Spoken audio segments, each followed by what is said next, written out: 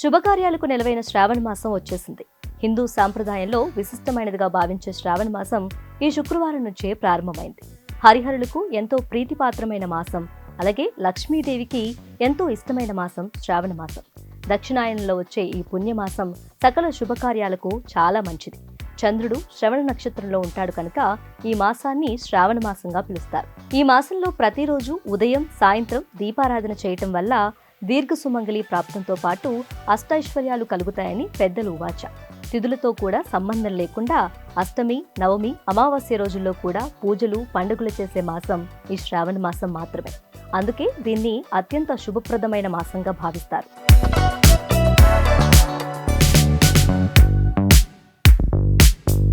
శ్రావణ మాసం వచ్చిందంటే చాలు మహిళల హడావుడి అంతా ఇంత కాదు.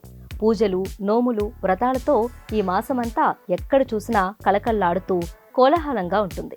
ఈ మాసంలో మంగళవారాలు, శుక్రవారాలు అమ్మవారి ఆరాధనకు విశిష్టమైనవి. ప్రత్యేకంగా శ్రావణ మాసంలో పౌర్ణమికి ముందు వచ్చే శుక్రవారం చేసే వరలక్ష్మి వ్రతానికి హిందూ ధర్మంలో ప్రత్యేక స్థానం ఉంది. నిష్ఠతో, భక్తి శ్రద్ధలతో ఈ వ్రతాన్ని ఆచరిస్తే అష్టైశ్వర్యాలు, సౌభాగ్యం కలుగుతుందని ప్రగాఢ విశ్వాసం.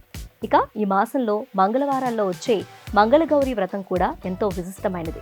కొత్తగా పెళ్లైన వాళ్ళు తమ 5వ కలకాలం నిలవాలని ఈ మంగళగౌరి వ్రతాన్ని ఆచరిస్తారు. ఈ మాసంలో ఇంటింటా శ్రావణ శోభ కనిపిస్తుంది.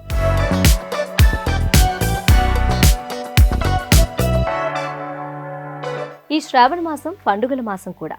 ఈ శ్రావణ మాసంలో నాగపంచమి, శ్రీకృష్ణాష్టమి, రాఖీ పౌర్ణమి, హయగ్రీవ జయంతి, రాఘవేంద్ర జయంతి, కామికా ఏకాదశి, పోలాల అమావాస్య వంటి పండుగలను ఘనంగా జరుపుకుంటారు. శుభకార్యాలకు కూడా శ్రావణ మాసం చాలా విశిష్టమైనది. పెళ్లిళ్లు, గృహప్రవేశాలు, వ్యాపార ప్రారంభాలు వంటి శుభకార్యాలకు ఈ మాసం అనువైనదిగా భావిస్తారు. ఇక శ్రావణ మాసం వర్ష ఋతువుతో ప్రారంభమవుతుంది. వర్షాలు బాగా కురిసి పంటలు సమృద్ధిగా పండాలని కూడా రైతులు వేడుకుంటారు.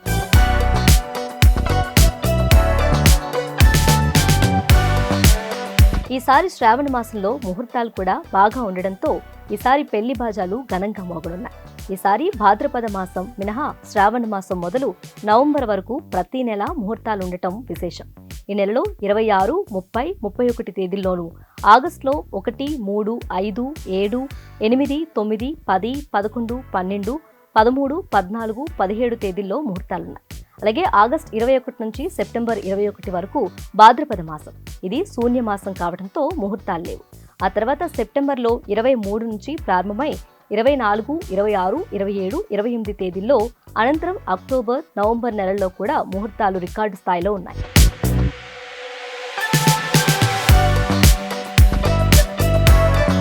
ఈ సీజన్లో బట్టలు, పూలు, పండ్లు, స్వీట్లు, బంగారం, వెండి వస్తువులకు డిమాండ్ పెరుగుతుంది.